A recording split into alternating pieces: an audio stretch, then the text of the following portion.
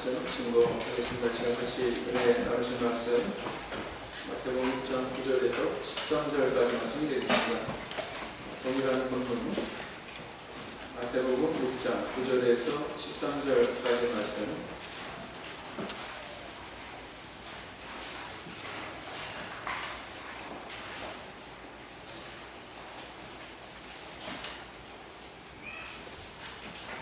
우리 성도님들께서 먼저 읽으시겠습니다. 9절 시작.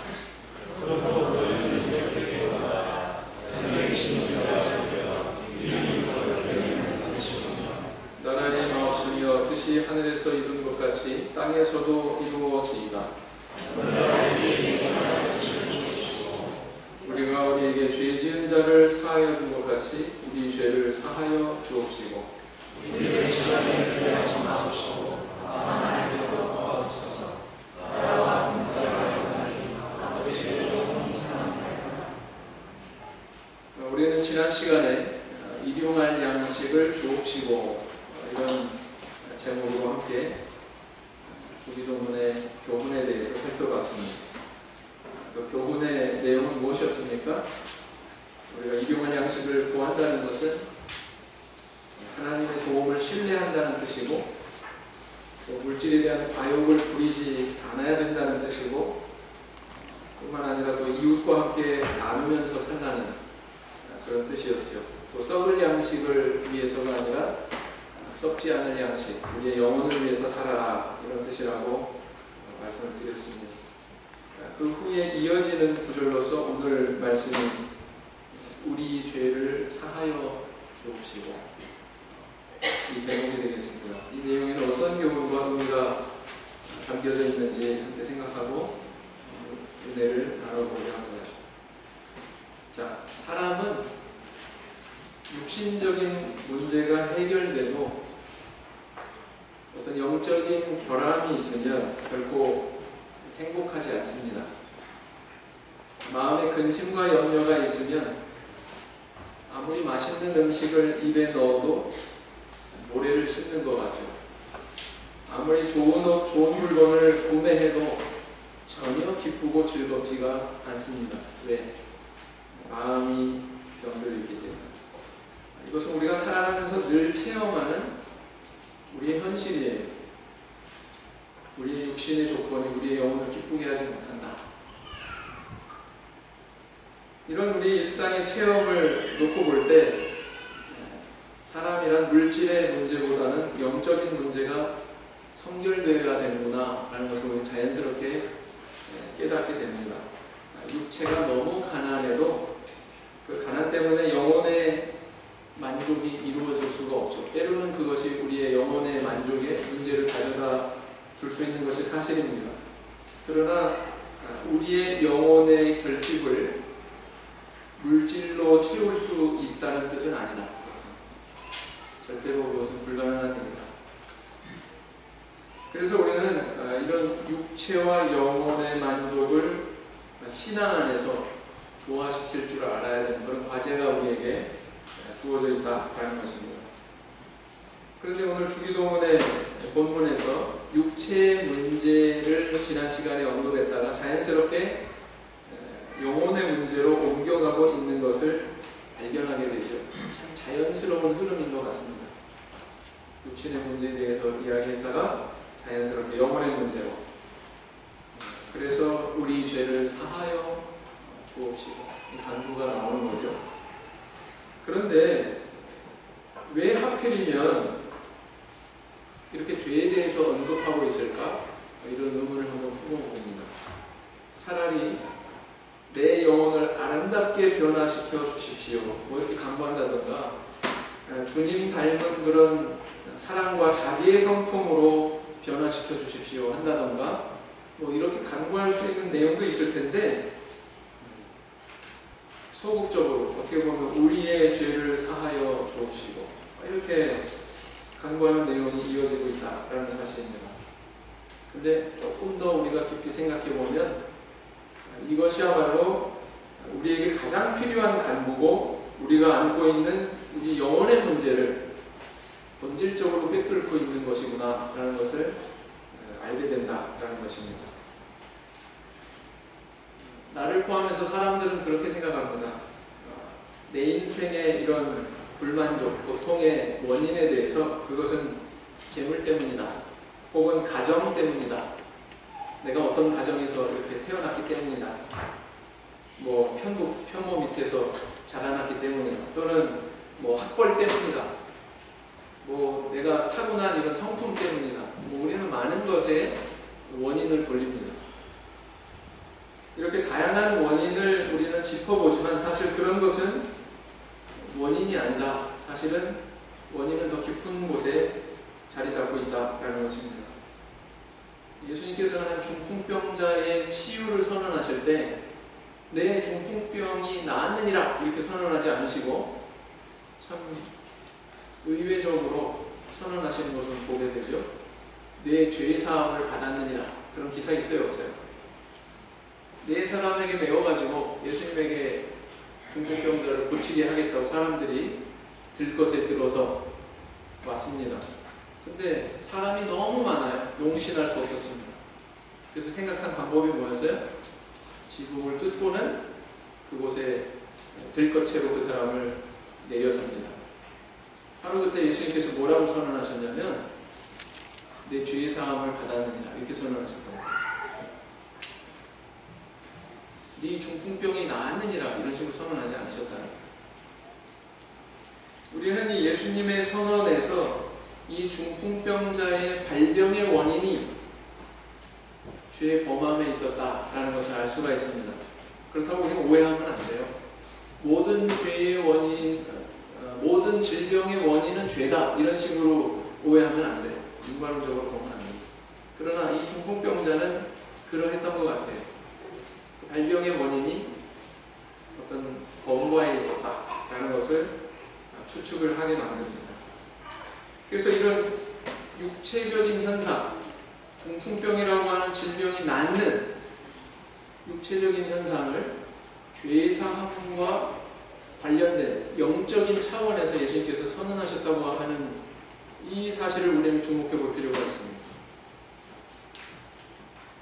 원인은 사실은 더 깊숙한 곳에 있었다.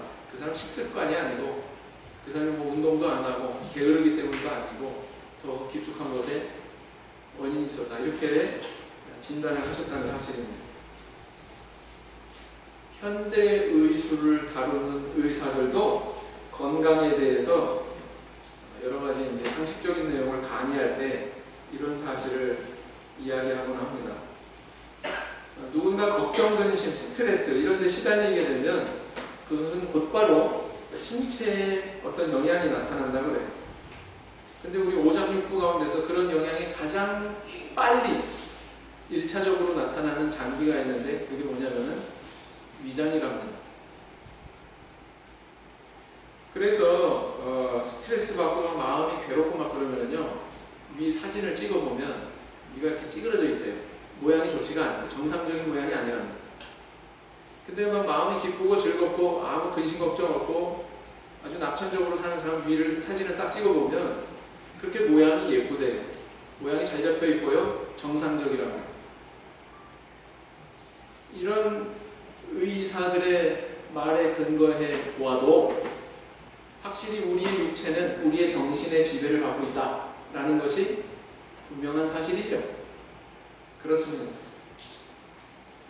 그래서 우리 질병의 원인이라고 여기는 것들이 사실은 원인이 아니라 그것은 과정과 현상에 불과하다. 더 깊숙한 원인은 우리가 잘 분별하지 못하는 내부에 있다라는 것입니다. 그래서 우리의 근본적인 그런 문제들의 원인은 재물도 아니고 가정도 아니고 학벌도 아니고 바로 우리의 영혼의 문제다. 이렇게 보는 것이 신앙적으로 옳은 판단이다라는 것입니다. 우리 개인의 이런 문제도 그렇지만 우리 개인이 모아진 우리 인류의 역사, 인간의 역사의 문제도 사실은 마찬가지다. 이렇게 우리는 판단을 해야 됩니다. 아담의 범죄로 인해서 인류의 역사가 굴곡이 생겼죠. 인간의 역사는 이미 시작이 됐는데 그것이 뭔가 삐그덕거리기 시작하고 문제가 발생했습니다. 그래서 그 사람 한 사람으로 인해서 사람들과 사람들 사이에 불행이 찾아왔죠. 때로는 미워하고 살인하고 시기하고 파괴하고 나중에는 집단과 집단이 서로 분쟁해서 전쟁 일으키고 사람과 사람이 가장 분열하고 분쟁하는 모습이 뭘로 나타나는 거예요? 역사 속에서 전쟁으로 나타나는 거죠. 저 존재를 내가 완전히 없애버리겠다. 극단적으로 가는 거죠. 그래서 사람들은 이런 문제를 해결하기 위해서 물질적인 그런 물질주의의 사상에 물들어 있기 때문에 그런 관점에서 접근을 해서 해결하려고 이야기합니다. 그래서 이거는 정치 문제다. 정치인들은 정치적으로 접근해서 해결하려고 하고요. 경제 문제다. 경제 문제가 해결되면 그런 것도 다 자본도 해결이 될 거다. 경제적인 관점에서 접근해서 해결하려고 하고요. 사회학자들은 이제 사회적인 문제다. 그런 관점에서 이제 해결하려고 하고요.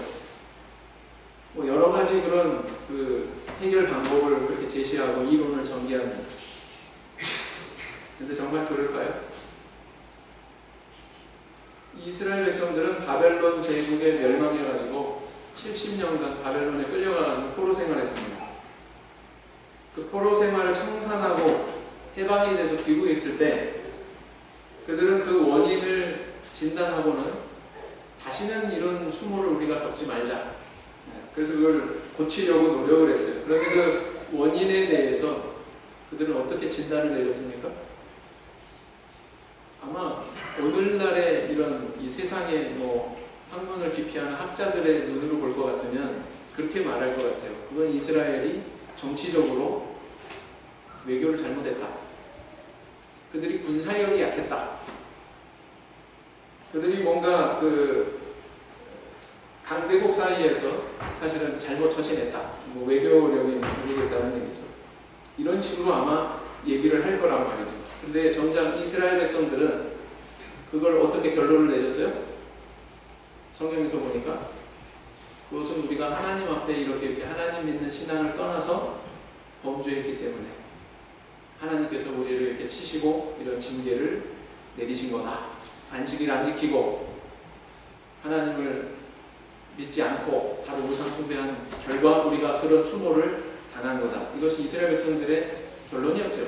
맞습니까? 그들의 역사에 대해서 그들은 이렇게 아주 깊은 차원에서 영혼의 차원에서 결론을 내렸다고요. 그래서 우리는 뭘 할 수 있습니까? 그것이 나 개인의 역사건 내 인생이건 아니면 그런 개개인들이 모여져 가지고 엮어져 나가는 역사건 전부 다 병든 모습은 있거든요. 그런 병든 모습의 원인에 대해서 우리는 제대로 된 진단을 내려야 된다라는 것입니다. 그것은 바로 뭐냐면은 인간의 범죄함에 있다. 이렇게 얘기하는 거예요. 그래서 왜 예수님께서 이 땅에 오셔가지고 십자가에 달리셔야만 되는가?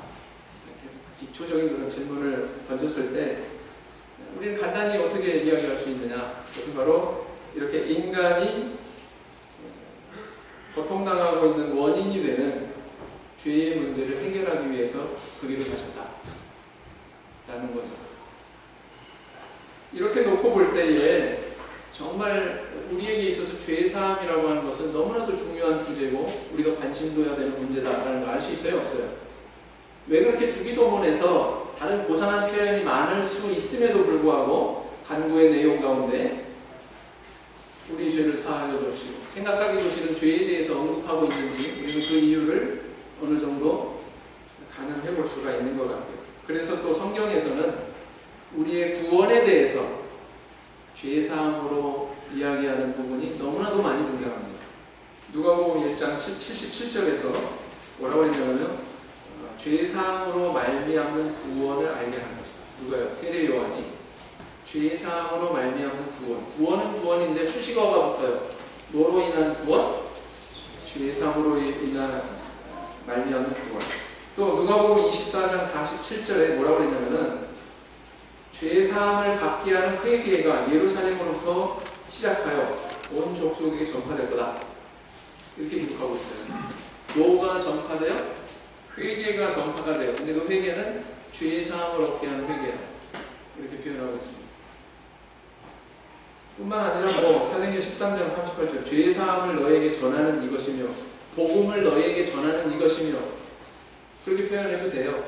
근데 여기는 특별히 뭐라고 하냐면 죄의 사함을 너에게 전하는 이것이며 이렇게 표현하고 있다고.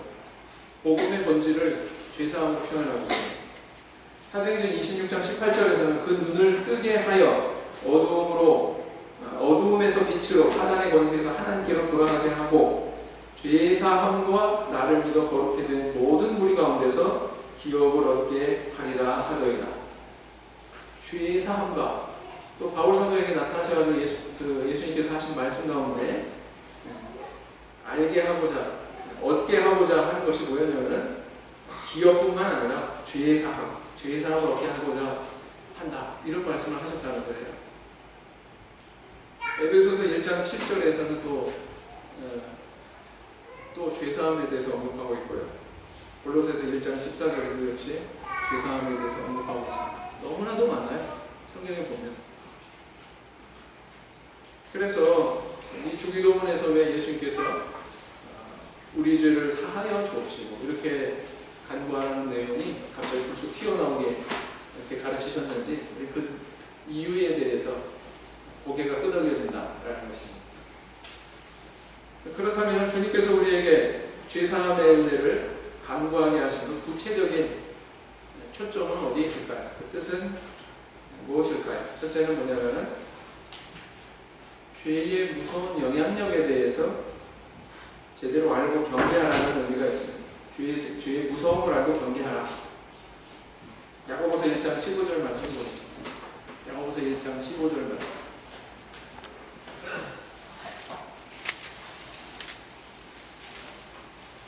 야고보서 1장 15절 같이 읽겠습니다. 시작. 욕심이 잉태한 즉 죄를 갖고 죄가 장성한 즉 사망을 낳는다. 이렇게 얘기하고 있죠. 네, 우리 속담에 아주 이런 죄의 속성에 대해서 잘 반영하고 있는 그런 속담이 있죠. 바늘도둑이 소도둑 된다. 이런 표현이 있지 않습니까? 처음에 시작은 아주 미미해요. 그런데 나중에는 걷잡을 수 없이 이것이 확대되고 영향을 파고간다는 것입니다. 심각한 점, 더욱이 더 심각한 점은 뭐냐? 그런 범고한 사람만 고통당하는 게 아니고 뭐예요? 그게 다른 사람에게 불똥이 튀어가지고 피해를 준다는 거죠. 그게 이게 죄의 아주 무서운 점이다. 이 무서운 죄의 특징을 알아야 되는데 이것을 모르면 해망하게 된다. 우리 영혼을 잃을 수 있다. 라는 것입니다. 여러분, 그 인류사에서 정말 번영을 구가한 로마 제국이 있습니다. 그 로마 시대 때 번영의 상징인과 동시에 멸망의 원인이 되는 금속이 있거든요. 금속. 그게 뭐냐면 납입니다. 납. 여러분, 납이 인체에 이로하여 유해해요. 여기 계신 분들은 다 알고 있어요. 납이 인체에 유해하다. 총알도 뭘로 만들어요? 납으로 만들죠. 이게 살에 닿으면요, 막 썩게 만들어요. 이 금속이 살에 닿아요. 네, 오늘날에는 이렇게 납이 우리 인체에 유해하다는 것이 보편적인 상식인데 로마 시대 때는 그렇지 않았습니다. 당시 150만 명의 로마 시민들은 날마다 술과 춤과 노래로 강탄과 호사를 누렸는데 그들이 포도주를 즐겨 마실 때에 항상 무엇으로 만든 잔에 마셨냐면 납으로 만든 잔에 마셨어요. 왜냐하면 이게 포도주하고 납하고 섞이면 아주 달콤하게 더 달콤해집니다. 맛이 좋대요. 그거를 느끼기 위해서 납으로 만든 잔으로 포도주를 마셨다고 해요. 뿐만 아니라 로마 유적지를 가면은 상수도관이 막 온 도시에 쫙 깔려 있어요. 그때 시대 때 상수도관이 있었어요. 근데 그 상수도관을 뭘로 만드냐면은 납으로 만들었어요. 여러분, 우리 매일 마시는 식수, 우리 뭐 사용하고 있어요? 정수기 사용하잖아요. 그죠? 아무리 저기 수자원 공사 이런 데서 이거 안전합니다. 네. 선전을 해대도 우리 다 깨끗한 물 마시기 위해서 정수기 사용하잖아요. 생각해 보세요. 나무로 된 그 관을 통과한 물을 먹고 살았어요. 로마 사람. 그래가지고 그게 원인이 돼가지고 로마인들 항상 뭐 변비, 복통, 두통, 관절염, 뭐 빈혈 이런 질병들에 시달렸고요. 평균 수명이 40을 넘기가 힘들었답니다. 기형아 출산 뭐 이런 거 말할 것도 없고요. 여러분 이렇게 무지한 게 이렇게 무서워요. 그죠? 무지한 게 이렇게 무서워요. 인간에게 치명적인 결과를 가져옵니다. 그 시대에 가장 힘이 세고 최대의 번영을 구가했던 그 로마 사람도 이 작은 상식적인 오늘날은 다 알고 있는 이것을 몰랐기 때문에 고통당했던 것처럼 오늘날도 마찬가지라는 세상에서 아무리 뭐 많이 배우고 똑똑하고 많은 업적을 남기고 권세가 있고 아무리 그러할지라도 이 죄의 위험성에 대해서 영적인 영역에서의 이런 문제점에 대해서 제대로 알지 못하면 그 사람도 역시 고통당하고 나중에 패망한다 라는 것입니다. 그렇다면 성경이 이야기하는 죄는 뭘까요? 죄라고 하는 단어는 성경에서 여러 가지로 나오고 있는데 첫째는 이제 어휘적으로 접근했을 때 첫째는 뭐냐면 하마르티아입니다. 하마르티아. 여러 번 들어보셨죠? 하마르티아. 이 말의 뜻은 뭐냐면은 관역에서 빗나가다 이런 뜻이라고 해요. 예를 들어서 우리 올림픽이 있었는데 막 금메달 소식이 막 들려왔던 그런 종목이 있죠. 뭐예요? 양궁. 여러 가지 종목이 있었지만 양궁이 있는데 팔씨를 딱 당겨가지고 동심원을 그리고 있는 관역의 정중앙에 딱 맞으면 몇 점? 10점. 근데 택도 없이 거기서 이렇게 만약에 화살이 벗어났어요. 관역에 접근도 못하고 이탈해가지고 벗어났어요. 이게 하마르티아예요. 하마르티아. 그래서 인간을 향한 하나님의 어떤 기대치가 있어요. 너는 이렇게 만들어졌어. 그러니까 너는 이렇게 행해야 돼. 이런 길을 가야 돼. 라고 하는 목표점이 있는데 거기서 이탈하면 그게 바로 뭐다? 죄다. 이게 죄의 개념입니다. 하마르티아의 개념입니다. 두 번째는 뭐냐면 파라바시스가 있습니다. 파라바시스는 뭐냐면 줄을 따라가지 못하다. 이런 뜻이라고 해요. 줄을 그어놓고 그 줄을 따라서 가야 되는데 그 줄에서 이탈하는 거예요. 뜻이 좀 비슷하죠? 네, 비슷합니다. 마치 비유하자면 운전자가 교통신호나 차선을 지키면서 가야 돼요. 네. 그런데 거기에서 이탈해가지고 지키지 않고 위반하는, 다시 말하면 선을 넘어가 버리는 거. 이것을 일컬어서 파라바시스 이렇게 이야기한다는 것입니다. 그 다음에 이제 세 번째는 뭐냐면 파라푸토마라고 하는 단어가 있어요. 파라푸토마는 무슨 뜻이냐면은 미끄러진다, 넘어진다, 미끄러 넘어진다 이런 뜻이 있습니다. 우리 성경에 보면 실족한다 이런 표현이 있죠. 실족한다. 이게 바로 그 표현이다 라는 것입니다.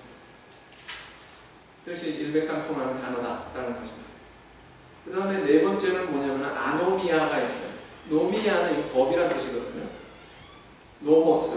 노모스가 법이란 뜻이거든요. 여기에 이제 접사를 붙여가지고 아노미아, 법 없이 행동하는 것, 이것을 죄다 이렇게 얘기하는 것입니다. 뭔가 룰이 있고 원칙이 있고 그래서 거기에 따라서 행동이 돼야 되는데 거기서 벗어나버리는 것, 이것이 바로 아노미아다, 죄다라는 것입니다. 다섯 번째는 뭐냐면 오회일레마가 있어요. 오회일레마는 무슨 뜻이냐면 채무라는 뜻입니다. 채무. 다시 말하면 빚졌다라는 거죠. 빚을 갚아야 될 의무가 있다. 채무라는 뜻입니다. 아담이 하나님께 범죄했다는 것은 사실은 하나님께 빚진 거예요. 그죠? 이 다섯 단어 중에서 오늘 본문의 주기도문에 나오는 단어는 뭘까요? 마지막에 이 오회일레마입니다. 오회일레마. 그래서 우리가 한번 음미해 보자면은 우리 죄를 사하여 주옵시고 우리의 채무를 탕감하여 주옵시고, 이런 의미란 얘기죠. 맞습니까? 우리의 채무를 탕감해 주옵시고, 이런 뜻이라는 거예요.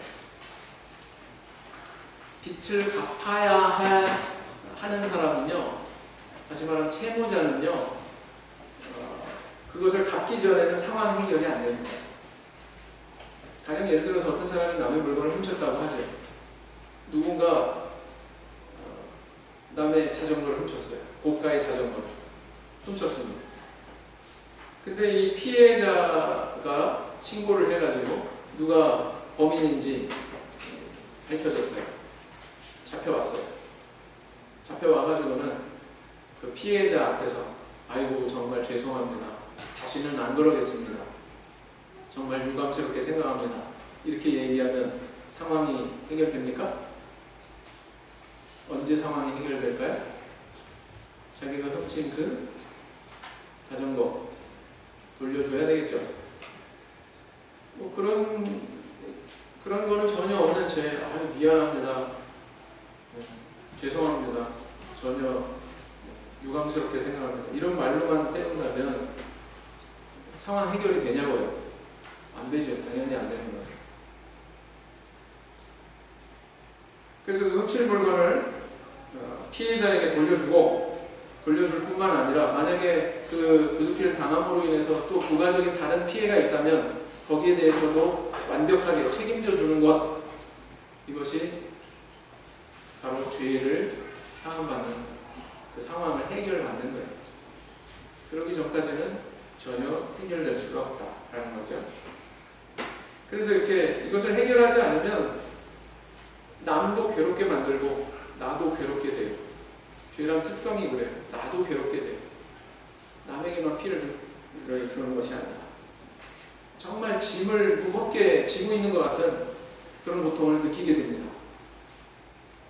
2차 세계대전 유대인 대학살의 대명사인 포로 수용소가 있습니다. 아우슈비츠입니다. 아우슈비츠. 들어보셨나요?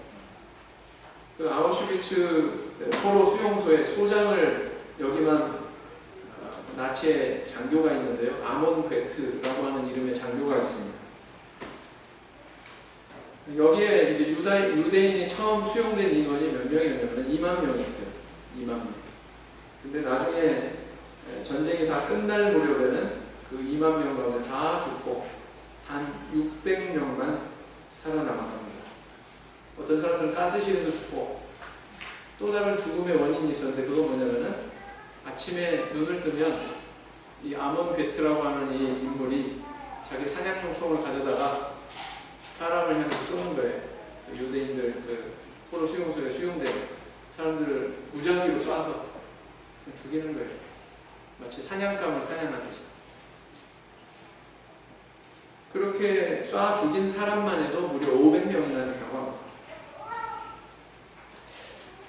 전쟁이 끝나고 전범재판석에서 판사는 이 아몬 괴트라고 하는 이 인물을 향해서 사형!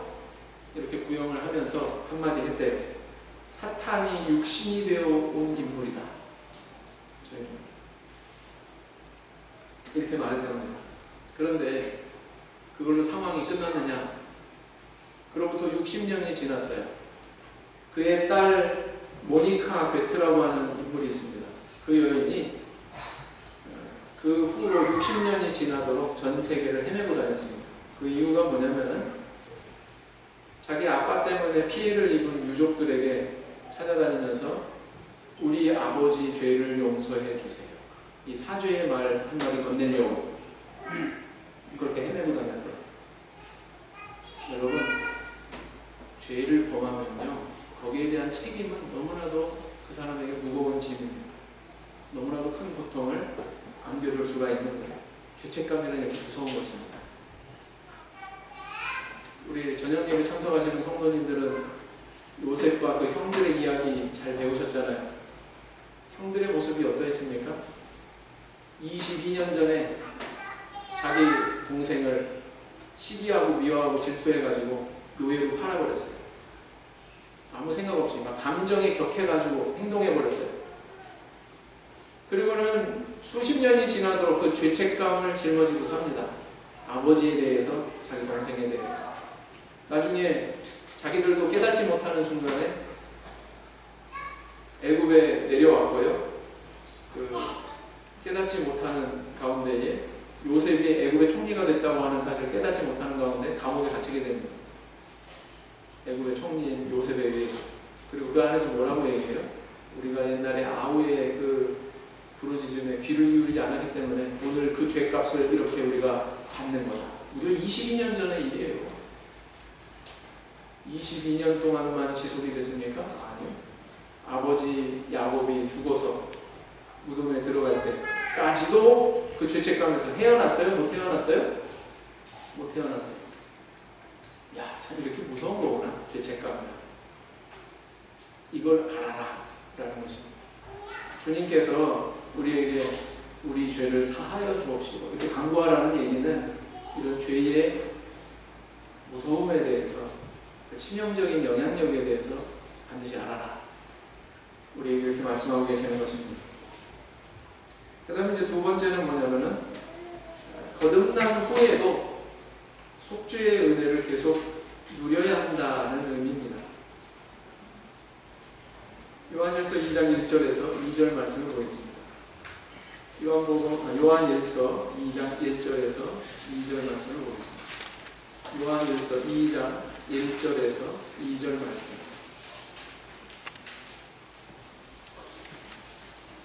요한일서 2장 1절에서 2절 말씀 보겠습니다. 같이 읽겠습니다. 시작.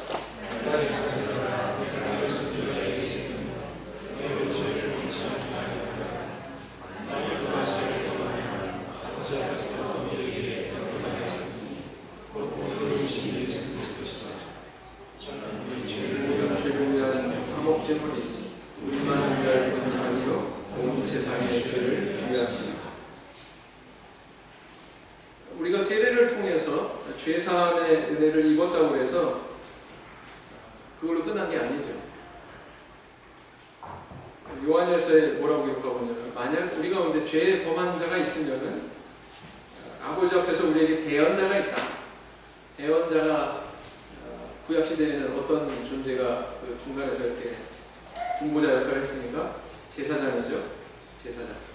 의로우신 예수 그리스도시다. 예수 그리스도께서 바로 이런 제사장 같은 역할을 하신다는 거예요. 뿐만 아니라 그분은 제물까지 되셨어요. 자기 육신을 통해서. 자기 육신을 제물처럼 드리셨습니다. 그래서 이어서 이야기하기를 저는 우리 죄를 위한 화목제물이니 우리만 위할 뿐 아니요 온 세상의 죄를 위하신다. 이렇게 얘기하고 있습니다. 그래서 거듭난 이후에도 범과가 있을 때에 이렇게 여전히 우리는 그런 속죄의 은혜에 대해서 누려야 된다라는 것을 여기 분명히 명시를 하고 있는 것입니다. 우리는 성도가 됐지만 법적으로 성도가 됐죠. 여전히 우리 안에 어떤 꿈틀거리는 죄의 유혹이 있을 수 있어요. 있을 수 있습니다. 그런 상황에 대해서 주님께서 우리에게 이런 속죄의 은혜가 지속되어야 함을 밝히고 있다라는 것입니다. 그래서 예배란 뭐냐? 바로 예배는 속죄의 은혜를 누리는 통로다. 이렇게 이야기할 수가 있습니다. 세례에 대해서 제가 설명하면서도 말씀드렸습니다만 예배는 세례의 연장이다. 왜요? 그래서 죽고 다시 사는 역사가 있기 때문에 죄에 대해서 죽고 의에 대해서 다시 사는. 과거 시대 때에는, 구약 시대 때에는 동물이 죽어야만 됐어요. 나 대신 동물을 죽여야 됐어요. 그래야 죄 문제가 해결이 됐습니다. 그러니까 지금은 어때요? 그럴 필요가 없습니다. 왜? 그리스도께서 단번에 온전한 제사를 하나님께 드렸기 때문에 우리는 다시 제사 드릴 이유도 없어요. 반복해서 드릴 이유도 없어요. 예수님의 제사는 그만큼 완벽한 제사였습니다. 부족함이 없는 제사였다라는 거죠. 그 속죄의 은혜가 우리의 삶 속에서 계속적으로 이루어져야 된다라는 것을 우리에게 이야기해주고 있는 거죠. 그 통로가 바로 예배다라는 것입니다. 그러니까 우리가 예배가 얼마나 중요해요. 혼자서 신앙생활 하겠다고요? 나 혼자 하나님 잘 믿고 천국 가면 된다고요? 참말의 말씀입니다.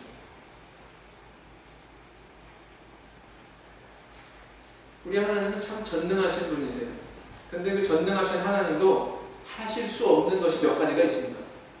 하실 수 있는 것이 없는 것이 몇 가지가 있으세요. 그 가운데는 이제 하나님의 성품에 위배되는 것. 하나님이 거짓말 하실 수 있어요? 하나님 거짓이 없는 분이에요. 만약 거짓이 있다면 그건 하나님이 아니에요. 전제가 무너진단 말이에요. 전제가. 또 하실 수 없는 것이 있어요. 회개하지 않는 사람, 자기 죄 뉘우치지 않는 사람, 하나님이 용서 못 하셔요. 용서하실 수가 없어요. 논리적으로 할 수가 없죠. 죄가 없는데 죄 용서받을 일이 있어요? 없어요? 없어요. 그래서 죄를 회개하지 않는 자의 죄는 하나님 용서하실 수 없어요. 불가능해요. 아무리 하나님 전능하셔도 그건 못해요. 예수님을 배반한 두 사람이 있습니다. 성경에 대조가 이루어지고 있죠. 그게 누구냐면은 베드로와 가룟 유다입니다. 가룟 유다. 여러분 베드로 좋게 생각하지요? 베드로도 예수님 배반했어요, 안 했어요? 몇 번이나 나 모른다고 부인했어요? 한 번도 아니고 3번이나 저주까지 하면서 예수님 부인했죠. 그런데 한 사람은 용서받고 한 사람은 용서받지 못했습니다. 차이가 뭐죠? 베드로는 나중에 뉘우치고서 밖에 나가서 통곡을 했어요. 땅을 치면서. 그건 뭘 의미합니까? 눈물의 의미 뭐예요? 뉘우침이고 회개고 주님에 대한 사랑의 반영이고 그렇습니다. 근데 가룟 유다는 어땠습니까? 성전에 은삼십은 던져버렸어요. 후회했어요. 그는. 그러나 그 즉시 달려가가지고 예수님 품에 안기고 펑펑 울면서 내가 잘못했습니다. 이런 모습 있었어요? 없었어요? 있어요? 없어요? 없어요. 그는 절대로 회개하지 않았어요. 예수님하고 관계가 있어요? 없어요? 그런 관계가. 베드로와 같은 그런 사랑의 관계가 있습니까? 없습니까? 베드로의 눈물은 사랑의 표현이었어요. 다른 말로 얘기하면. 회개가 없는 가룟 유다. 예수님은 회개시킬 수 없었습니다. 그거는 불가능한 일. 자, 구약 성경을 봐도 마찬가지. 왕국 시대를 열었던 초대 임금과 두 번째 임금이 있었죠. 나란히. 누굽니까? 사울 왕과 다윗 왕. 근데 이 두 사람도 대조가 되고 있어요. 성경 안에서. 두 사람 다 범죄했습니다. 사울 왕. 제사장들도 막 죽였고요. 그 다음에 하나님 말씀에 끝까지 불순종했습니다. 야, 너 아말렉 족속을 갖다가 다 멸해라. 하나도 남기지 말고 다 멸해라. 불순종했고요. 다윗 왕. 아주 파렴치한 죄를 저질렀죠. 남의 안에 빼앗아서 자기 안에 삼아버렸고 또 그거 은폐시키려고 우리아를 죽여버렸고 살인죄까지 졌어요. 끔찍한 죄졌죠. 결론은 뭡니까? 사울 왕은 용서받지 못했어요. 그런데 다윗 왕은 용서받았어요. 둘 사이의 차이점이 뭡니까? 차이점이 뭐예요? 사울 왕은 회개하지 않았고 다윗 왕은 회개했어요. 맞습니까? 그런 차이가 있는 거예요. 회개하지 않는 사울 왕, 하나님은 전혀 용서가 불가능하셨어요. 회개하지 않는 사울 왕인데. 그래서 뭘 할 수가 있습니까? 이렇게 속죄의 은혜를 누린다는 거 간단한 표현 같죠? 아니란 말이죠. 회개한다는 거 단어로는 참 간단하죠? 쉽지 않다는 거죠. 하나님께서 우리에게 회개를 요구하시고 뉘우침을 요구한다는 의미는 마치 비유하자면은 아들을 향해서 회초리 들고 있는 아버지와 같다. 종아리 걷어라고 하는 아버지의 모습과 같다라는 것입니다. 그런데 우리가 다른 관점에서 생각해 보면 아들을 향해서 회초리 든 아버지는 이미 아들을 용서할 마음의 준비가 되어 있어요. 있어요? 없어요? 있어요. 그러면 거기에 대해서 합당한 자녀의 태도는 무엇입니까? 36개 주랭랑입니까? 뭐예요? 조용히 자기 바지 걷어 올려가지고 종아리 아버지 앞에 갖다 대는 거, 그게 아들로서의 나타낼 바른 행위지요. 맞습니까? 맞습니다. 하나님은 우리에게 그걸 요구하시는 거예요. 회초리 드시고 또 내가 너 자녀 삼아줬고 자녀로서 너 어떤 태도 보여야 돼? 잘못했지? 걷어라. 걷는 그 행위가 바로 하나님 앞에서의 회개다라는 것입니다.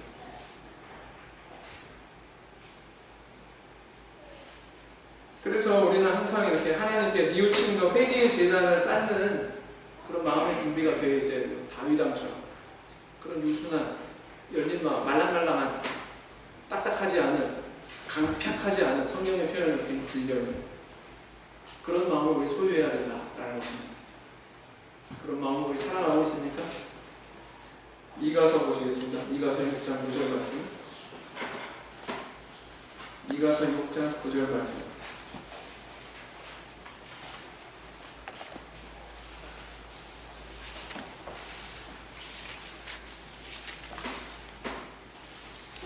이가서 6장 9절 말씀 같이 읽으시겠습니다. 이가서 6장 9절 말씀 시작. 여호와께서 성읍을 향하여 외쳐 부르시나니 완전한 지혜는 주의 이름을 경외함이니 너희는 매를 순히 받고 그것을 정하신 자를 순종할지니라. 그다음 세 번째, 또 뭘 우리에게 교훈해 주고 있습니까? 용서해야 용서받을 수 있다 라고 하는 의미를 우리에게 전달하고 있습니다. 마태복음 6장 14절을 보세요. 본문에 보시면 조금 떨어져 있죠. 14절을 보시면 너희가 사람의 과실을 용서하면 너희 천부께서도 너희 과실을 용서하시려니와 너희가 사람의 과실을 용서하지 않으면 너희 아버지께서도 너희 과실을 용서하지 아니하시리라. 어떻게 보면 이 14절 15절은 이 주기도문의 내용이 끝난 다음에 부가적으로 이렇게 덧붙인, 양념처럼 이렇게 덧붙여져 있는 그런 구절이다 이렇게 볼 수가 있습니다. 그렇죠? 근데 이 두 구절에 흐르고 있는 사상이 뭐냐면은 주님이 너 용서하신 것처럼 너는 남을 용서해라, 이것을 이야기하고 있다는 것입니다. 어떻게 보면 이것이 주기도문의 굉장히 중요한 주제다 이렇게 볼 수가 있죠. 그런 차원에서 보면, 다른 내용이 부과되고 있다는 차원에서 보면, 만약에 남을 용서하지 않으면서 내가 하나님께 용서를 구한다면 그것은 모순이다 라는 것입니다. 그래서 너 하나님 앞에 제단에 제물 드리려고 할 때 누군가 불화한 게 있으면 그 사람한테 가서 용서를 구하고, 또 용서할 일이 있으면 용서하고, 그리고 화해한 다음에 와서 나한테 제물을 드려라, 나와 화해해라, 이거죠. 그와 화해하기 이전에 나와의 화해는 없다, 이런 의미 아니겠습니까? 네. 구약 성경에 보면 하나님께서는 모세를 통해서 이스라엘 백성들에게 율법을 내려주시는데, 율법만 내려주신 게 아니라 부가적으로 성막과 그 성막 안에서 이루어질 제사의 과정에 대해서도 다 명시해가지고 전해주셨어요. 그 의미는 뭘까요? 성막을 주신 의미는 뭐라고요? 율법을 다 지키지 못한 경우에 활용이 되는 게 성막이에요. 뭔가 범과한 게 있으면 여기 와서 속죄받아라, 이거거든요. 그래서 성막을 주었다고 하는 사실 자체가 우리에게 반영하는 단순한 그 진리는 뭐냐면은, 우리는 연약하다, 이스라엘 백성들 연약하다, 범죄할 가능성이 충분히 있다, 없다, 있다 라는 것을 사실은 그 안에 다 전제하고 있는 거예요. 우린 그런 존재다, 부족한 존재다. 그래서 오늘날 그 성막보다도, 구약시대 때 그 성막보다도 더 온전한 성막, 하늘에 속한 참성막, 참성전, 그것이 우리에게 완성이 되어 있습니다. 주님께서 완성하셨어요? 안 하셨어요? 이 땅에 육신으로 오시고 십자가 지시고 부활하시고 승천하시고 있는 자에게 성령 내려주시고 우리의 내적으로 완성이 되어 있어요? 안 되어 있어요? 되어 있습니다. 그래서 날마다 주님께 속죄의 그런 은혜를 우리는 체험하면서 살고 있죠. 그러니까 너희도 그렇게 은혜 받는 대로 남도 그렇게 용서하고 은혜를 베풀어라. 이런 의미로 오늘 이 교훈의 말씀을 주시고 있다라는 것입니다. 어떻습니까? 성도님들, 우리가 우리에게 죄 지은 자를 사하여 준 것 같이 우리 죄를 사하여 주옵시고, 이렇게 기도할 때마다 반드시 기억해야 될 것들, 죄의 심각성에 대해서, 죄의 영향력의 그 치명적인 것에 대해서 반드시 기억해야 되고요. 그리고 또 예배를 통해서 그 죄 문제가 해결이 되는 속죄의 은혜가 이미 나에게 주어져 있다. 반드시 우리 깨달아 알아야 되고요. 도망가지 않아야 됩니다. 그 다음 세 번째는 남과의 관계. 내가 먼저 용서하지 않으면 주님께서도 나를 용서하지 않으신다 라는 것입니다. 그래서 우리 인생의 여러 가지 문제점들, 그런 문제들의 원인이 있습니다. 우리가 생각하는 원인과는 달리 성경은, 우리 하나님께서는 가장 영적인 원인에 대해서 분명히 우리에게 가르쳐주고 계셔요. 오늘 또 이 주기도문의 이 구절을 통해서 그런 사실을 우리 주목하고 하나님 앞에서 항상 용서를 구하는 삶을 사시는 저와 우리 성도님들 되길 원합니다. 그래서 이 간구와 일치한 그런 삶을 살아서 하나님 앞에 모든 죄의심을 내려놓고 자유한 존재로 성도로서의 삶을 살아가신 저 성도님들 다 되시기를 예수님 이름으로 기원드립니다. 묵상 기도하시겠습니다.